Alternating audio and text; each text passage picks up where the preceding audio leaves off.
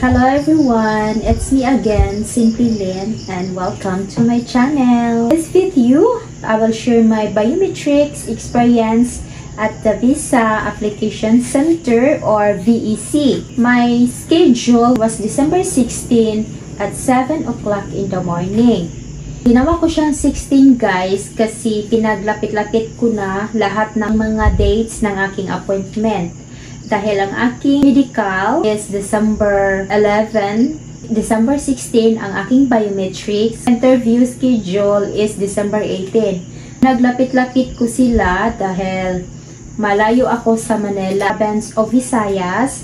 Para isang punta ng Manila lang, makasave din ako. Nagstay na lang ako doon sa Red Planet B Manila Hotel. Nagstay ako doon ng 9 days kasama ng aking pamangkin. Malapit siya sa St. Luke's Medical Extension Clinic. 5 minutes walking distance lang siya. Ang maganda doon is malapit lang siya sa mga kainan. Malapit siya sa Jollibee, sa Chowking, 7-Eleven. Maraming restaurant doon. Malapit lang din sa Mercury Drugstore. Yun ang nagustuhan ko doon sa Red Planet. Masarap din ang kanilang food and affordable. Balik tayo doon sa VEC. Alis kami sa hotel around 5:30. Dumating kami doon sa Parkal Building around 6 o'clock in the morning. Mataas na ang pila. And then maya dumating yung isang employee ng VEC. Sabi niya, isang linya ng 6 in the morning at isang linya ng 7 o'clock. So doon ako sa 7 pumila. Take note guys, huwag na huwag kayong magdala ng bag. Kahit sling bag, bawal. Hindi talaga papayagan nilang magdala ka ng bag doon sa itaas. Pag may kasama kayo, iwan nyo na lang. Kung anong requirements, yun lang ang dadalhin nyo. Wala kang mapag-iwanan doon. Katulad doon sa embassy na pwede kang magbayad. Yung nasa likod ko, nag-usap sila sa katabi niya. Meron kasing kasama yung katabi niya. Pwede ba doon niya iwanan sa kasama yung bag niya? So pumayag naman. Yan ang ginagawa ng iba doon na walang kasama.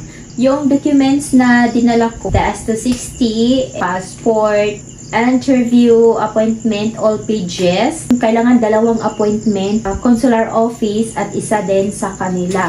Diba dalawang calendar yon? Pag mag-book tayo ng appointment, magsiset tayo ng schedule doon ng dalawa. So kailangan meron kayong yan. Naawa talaga ako doon sa katabi ko. Parang nasa 50 plus na mag-asawa, taga-Sambali sila. Schedule nila, nagawa doon sa appointment, isa lang yung nabook. Doon lang sa VEC, wala silang interview. And then, hindi in-accept kasi kailangan dalawa. So, kinansil, dami kong daldal guys. So, balik tayo doon sa card. May isang mag-check, tatanungin anong pangalan mo. I-check niya doon sa dinala niyang list kung nandun ba yung pangalan mo sa magba-biometrics. And then, doon na sa guard, titingnan yung documents mo. Bibigyan kanila ng papel na may number kung ilan kayo. Pagkatapos ng 6 o'clock, pinapasok na kami doon. Nasa 3rd floor yung biometrics. May security guard na mag-check ng yung documents, and then dala ko yung big envelope ko na nandun lahat ng documents. Pagkatapos merong babae na mag-assist sa'yo, kung pang ilan ka, yun yung isulat niya doon sa papel at ibigay sa'yo. Punta kami doon sa front desk siya na open lang, and merong mga computer. So kung isa-isa kami doon at kung sino yung mabakante, doon ka pumasok. And then, ibigay mo yung documents mo. Meron silang i-stick sa likod na yung passport. Mismo doon sa desk, may babae doon na magbigay sa'yo ng number kung anong window ka pupunta. Punta ako doon sa window 1. Mabilis lang, biometrics, yung kamay lang 4 fingers, yung thumbs. Picturean ka, sinabihin ako na huwag ko daw alisin yung stickers na nasa likod ng aking passport. Huwag akong malate sa aking interview schedule. Ayun lang yung biometrics experience ko doon. Meron akong ipakita sa inyo na video nga pala guys kung anong itsura doon sa VEC sa labas ng building. So, dito maghihintay ang mga kasama sa magba-biometrics. So, malaki ang upuan nila dito guys. Naka-circle ito. Ayan. Mula sa tambayan, kailangan mo pang maglakad ng few steps patungo sa VEC. So, andito tayo patungo sa VEC. Dito yung VEC nila, guys. Ha? Asan? Ay, Dunkin Donuts yan. Dito kami kanina nagpila. Ito yung pela. Patungong VEC. Yan yung mga tao.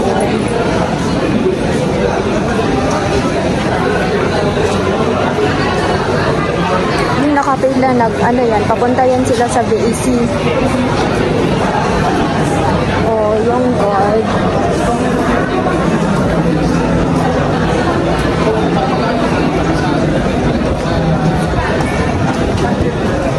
Yan.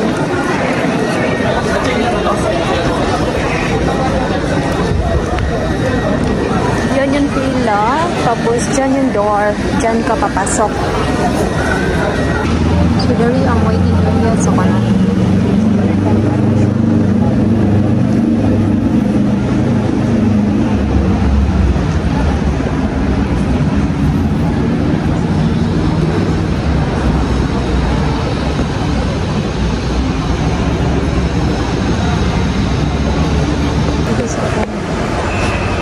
Mo ni siya ang diri sa Kugon.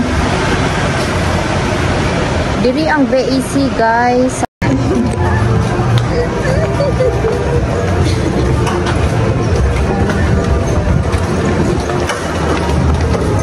Oh, na-dali dali. Marami pa siyang vacant. Siya ba naong nakaday?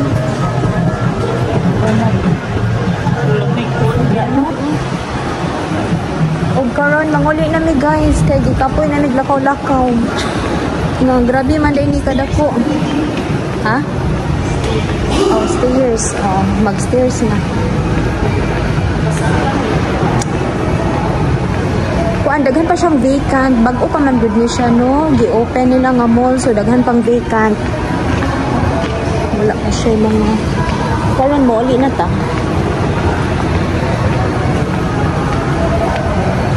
So mag-stairs na lang ni, guys, kay ang ilang elevator pasakara diring dapita. So manguli na mi, mobalik na mi sa among hotel.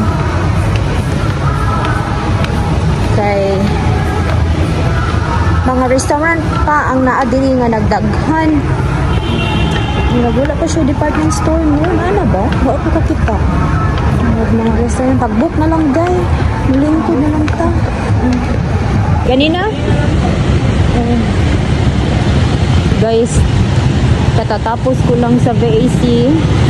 Naghahanap kami ng restaurant kasi wala kaming kain.